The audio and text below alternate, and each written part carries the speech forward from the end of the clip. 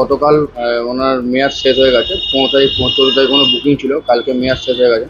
তো আমরা 11টা থেকে আমরা নক করা শুরু করি, যেহেতু আমাদের 11টার চেক আউট টাইম। তো নক করা থেকে শুরু করে যখন দেখলাম যখন নক খুলছে না, তখন ভাবলাম একটা গেস্ট আছে 11:30 পৌনে 12টার সময় চেক আউট করে, আমরা একটু ওয়েট করে যাই।